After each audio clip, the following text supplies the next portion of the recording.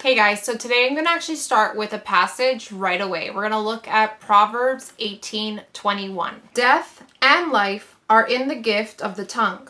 Those who indulge it must eat the fruit it yields. This is just something that I think about a lot, right? Which is our words really do matter more than we could ever imagine. You know, this verse in particular always sticked out to me, and I had it like everywhere, all over my office, as my phone lock screen for a really long time. Like as soon as I started to read the Bible, because I personally enjoy reading the Bible from front to back. So as soon as I saw that verse, it always caught my attention from the very beginning. And I just knew it was super important and that I had to have it in front of me at all times. Like I really needed that reminder that I must control my mouth and my words, because it really does matter.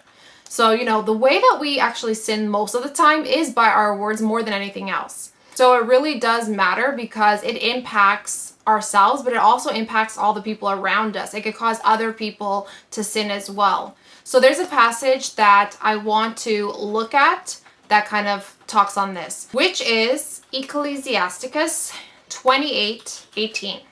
Many have fallen by the edge of the sword, but many more have fallen by the tongue.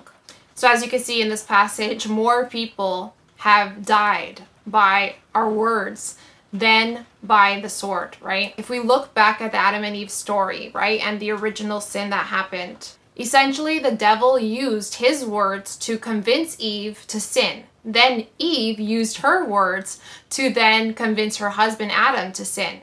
And then both Adam and Eve was dishonest with God, right? Like when God asked why you did this, they started blaming each other, blaming other people for our faults, essentially. So instead of taking responsibility for their actions, they were always pointing the finger at somebody else, right? So our words, our deceitful words matter, and they bring us to sin. And this is the thing, the devil is always planting deceitful words to us, whether it's in our thoughts or through other people, right? So the devil can use other people to discourage us, curse us with their words and things of that nature.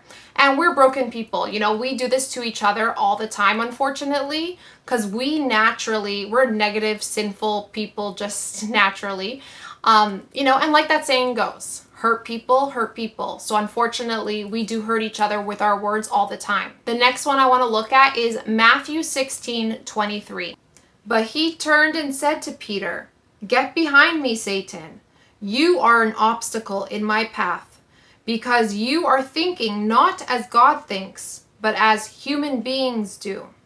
So just so you have a little understanding of this passage, that is Jesus speaking, talking to Peter, his disciple. So you're probably thinking, why is Jesus calling his disciple Peter Satan, right? Because Jesus wasn't rebuking Peter himself, but the things that the devil was inspiring him to say. Jesus wanted to make it clear to Peter that you are speaking like the devil. You aren't thinking from God's perspective, but from a human's perspective.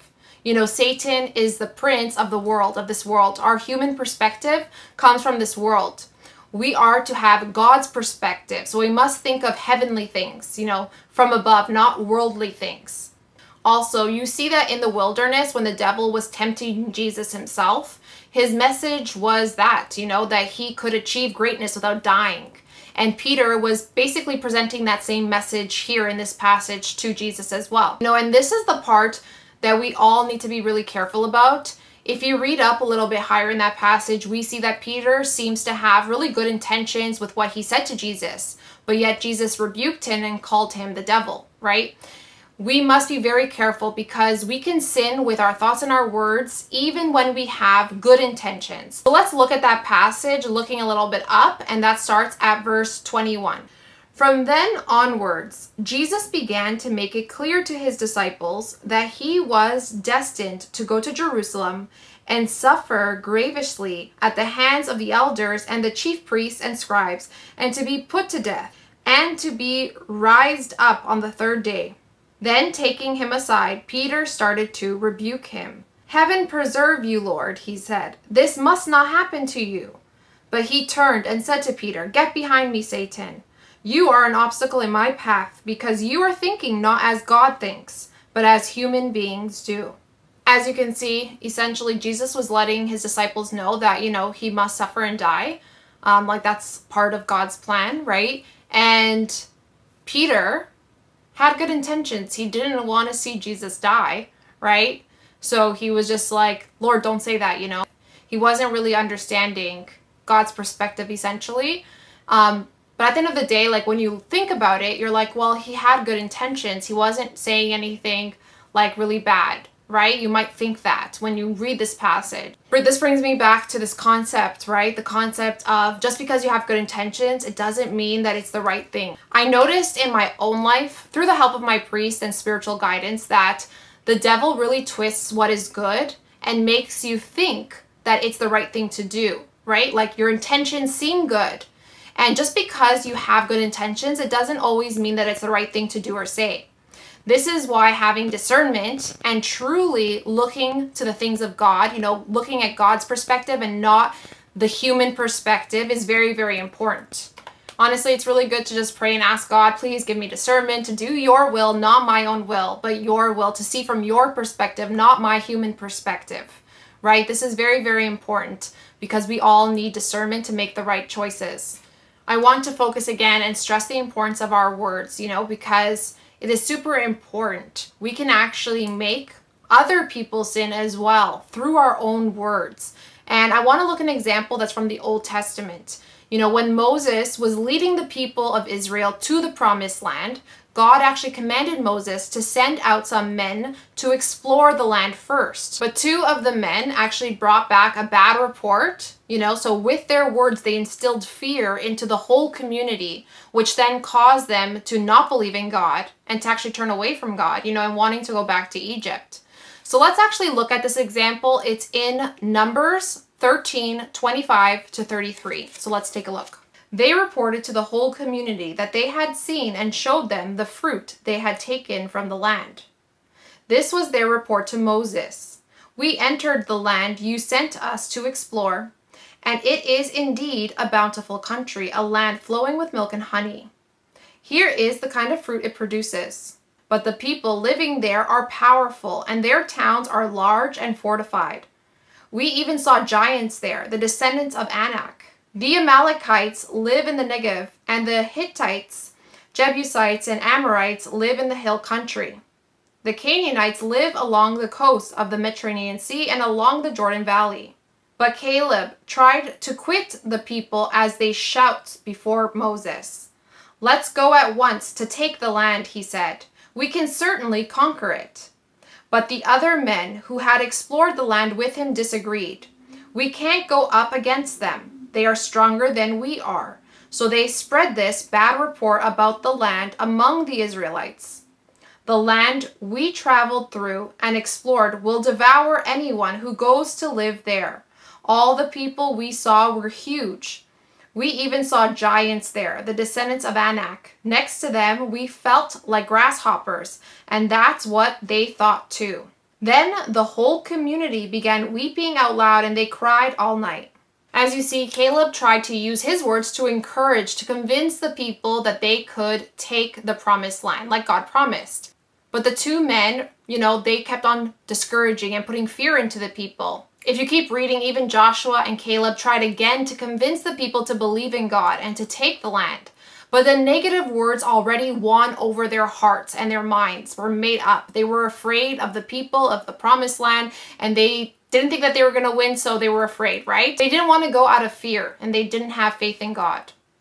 I also thought it was very interesting, and I have noticed it in my own life, that when 2 people tell me 2 different things, one is encouraging, one is essentially cursing me, right? Because when it's, discouraging, that's what you're kind of doing, right?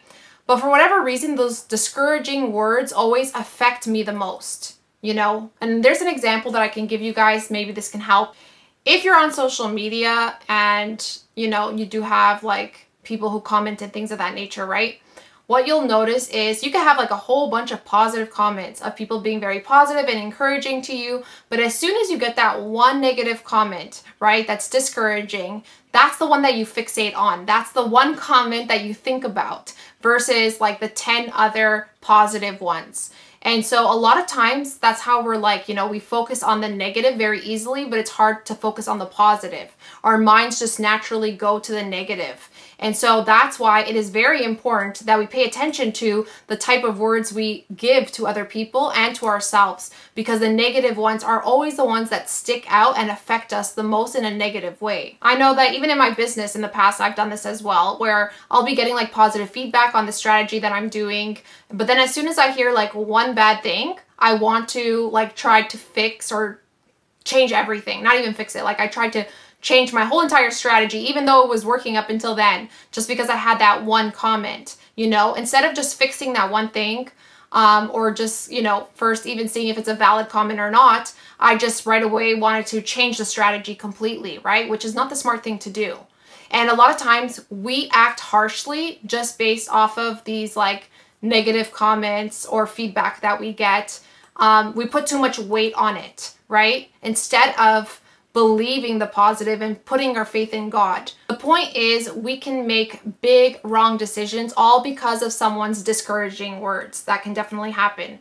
So yes, be very careful who you listen to and what people say to you, which can influence you in the wrong direction, taking you away from God, right? And at the same time, be careful with your own words, because you too can discourage other people and take them in the wrong direction away from God as well. It goes both ways.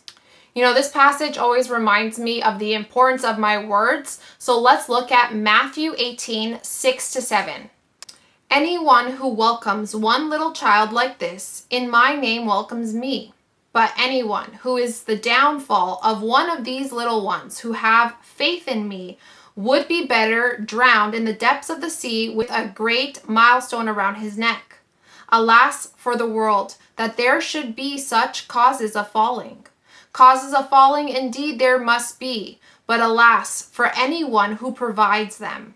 Trust me, you do not want to be the reason why someone else falls and sins, because on Judgment Day, that will be brought to you, right? Everything that you've done and said will be brought to you. And I'm not saying this to scare you. I'm saying this as just a reminder to take this seriously, to really pay attention to the words that you use, because it really does make a difference in your own life, but even more so to the people all around you. So I want to end this video with some advice that comes from the Bible that I think is very helpful and definitely reminds us to be careful with our words and things of that nature. So I'm going to go over a few of these passages and kind of quickly explain each one, but they're all meant to kind of guide us and help us with this topic in general, which is, being very careful about our words, understanding that our words matter and things of that nature. So let's get to it. The first one is going to be Proverbs 12:18. Thoughtless words can pierce like a sword, but the tongue of the wise brings healing. This shows me the importance of thinking first before you actually speak. It says here, thoughtless words kill. I know I used to do this all the time, and I still do it sometimes, which is, not thinking before I speak. But it's very, very important that we actually stop and think before we speak. Because a lot of times what happens is that we end up speaking too quickly, we're not thinking before we speak, and then we say things that we regret saying later. Or we say things that we realize, oh, I shouldn't have said that, but it's too late at that point because you didn't stop to think before you actually spoke, right? So it is very important that you actually take the step to slow down, to think before you speak. Now, I want to look at Proverbs 18:21 again. That is the first passage that I started this video with. And just because I think it's so important, and there's more to that passage that I want to talk about. Death and life are in the gift of the tongue. Those who indulge it must eat the fruit it yields. So if we break that down a little bit more, so death and life come from the tongue, meaning depending on what you say, you're either bringing life to someone or to yourself, or you're bringing death upon yourself or to someone else, right? And what you say is the fruit that comes. And then it says here, you will eat the fruit that you yield, right? So if you're constantly spitting out death, negativity, discouragement, and all that kind of stuff, you're just going to receive that. What you give is what you get, kind of a thing. And so same thing with the positive, right? If you're constantly, directing people to God, and you're constantly praising God and putting God first and speaking positivity and all that kind of stuff and encouraging people, then you're going to get a reward for that. So essentially, there is a fruit that you're harvesting. And that's going to manifest based off of, are you speaking life or are you speaking death? And it says here, those who indulge in it must eat the fruit, right?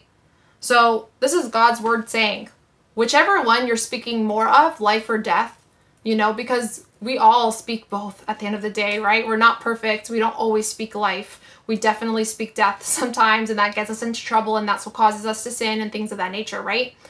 So, but what it's saying here is whichever one you indulge in, so whichever one you're leaning more towards, are you speaking mostly life or are you speaking mostly death, right? Whichever one you're leaning on, that's what you're going to see. That's what you're going to eat. You're going to yield. So you have to be very, very careful. Start taking inventory of what you're saying. Are you encouraging people? Are you discouraging people? Are you cursing or are you speaking life into people? Things of that nature. It is super, super important. I feel like this is something we just gloss over. It's very easy to not see the importance of this truth, but it's such an important truth. And it's something that I wish that I thought about more and that other people thought about more, because it would honestly help us all if we did think about this more, if that makes sense. All right, so the next one I'm going to look at is wisdom. So the book of Wisdom, chapter 1, verse 9 to 11. For the schemes of the godless will be examined, and a report of his words will reach the Lord to convict him of his crimes. There is a jealous ear that overhears everything. Not even a murmur of complaint escapes it. So beware of uttering vicious complaints. Restrain your tongue from finding fault. Even what is said in secret has repercussions, and a lying mouth deals death to the soul. Again, every word you use will be used against you. So you have to be very careful. God warns us here also not to complain and restrain yourself from finding faults in others. It's never worth using your words to complain. Honestly, I remember hearing this like a long time ago now, and it always sticked with me, which is complaining is essentially like you worshiping the devil. Like that's what you do when you complain. And I think another part of that passage that's really important is when it says here, restrain your tongue from finding fault. When you're tempted to, complain or find fault in someone else, try to do the opposite. Like if your mind goes there where your mind is like trying to see like, why is this person wrong, or wanting to speak negatively about them in any kind of way, try to do the opposite in your head. Think to yourself, what is something good about this person? Always try to look for the good is what I'm trying to say, versus looking for what's wrong or what's bad, in other people. The next one is Ecclesiasticus 5:12. If you understand the matter, give your neighbor an answer. If not, keep your hand over your mouth. Both honor and disgrace come from talking. The tongue is its owner's downfall. I think this is another really good piece of advice where essentially it's just telling you, do not talk about things you do not know that you're not sure about, because it's just going to get you into trouble. It's just never a good thing to do. And also just a really good reminder that, dishonor and honor comes through the way that you speak. So be very mindful of what you say and how you speak and what you're saying to other people. So we're going to continue in this book. We're just going to look at chapter 11, verse 7 to 9. Do not find fault before making thorough inquiry. First reflect, then give a reprimand. Listen before you answer, and do not interrupt a speech before it is finished. Do not wrangle about something that does not concern you. Do not interfere in the quarrels of sinners. So there's like 3 different verses here with giving different advice. The first one essentially is, do not find fault without first thoroughly understanding the situation, know both sides of the story, things of that nature, like fully understand before you give any kind of input. And then specifically just listen before you answer. I think listening before you answer is such a big thing. You don't want to interrupt people. And I know we're always tempted to do that. It's interesting. I feel like I notice this is more common in the north, or like big cities in the north. Okay, I'll explain. So it was very interesting, like, for example, in the US, traveling to the South and just noticing how people speak. Like, they're much slower in their speech. They don't talk as fast, and they're very polite and things of that nature. Whereas compared to like the North, like big cities like New York City, and even Toronto, right, which is where I'm from, it's like we're very similar to New York in the fact that we talk really fast. We tend to speak over each other, and we're not that polite all the time. And this is just a general statement, guys. Obviously, these are just general statements. Everyone is different, right? But I'm just saying, as a general statement, it just seems to be like that, where we just talk really fast in the big cities, and we interrupt a lot and things of that nature, which is actually not good. You know, you want to be polite, actually listen to the person, don't interrupt them, let them speak, listen to what they have to say, versus just interrupting them with your own thoughts and what you want to say and all that kind of stuff, right? It's better to listen and then speak and reflect and think before you speak. Now this brings me to the last passage of today, which is James 1:19-20. Remember this, my dear brothers. Everyone should be quick to listen, but slow to speak and slow to human anger. God's saving justice is never served by human anger. So do away with all impurities and remnants of evil. So this is advice for everyone. It says here, everyone should be quick to listen, but slow to speak and slow to human anger. So again, really good advice. Quick to listen, so we need to listen more, but be slow to speak, right? Think before you speak. If we could all just implement these things, you know, these great wisdoms that come from the Bible, then we would definitely be sinning a lot less. The world would be a better place and things of that nature. So, you know, this is here for us. The Word of God is here for us to guide us and to show us the right direction, to show us what God wants for our lives and, you know, how to live life and things of that nature. So I want you guys to actually, you know, review and meditate and think about these passages that I went over today. I think they're really important. There's something that we should constantly be looking at to remember, you know, this topic about our words and how important our words are and things of that nature. So what I'm going to do is actually put the verses in the description box for you guys so that it's easy for you guys to just like find it. And I want you guys to really just take out your Bibles, you know, meditate on these passages and really think about them. So that's going to be it for today's video. I hope you guys enjoyed this topic and that you come back to it and remember, because I think this is such an important one that we constantly need to be reminded about.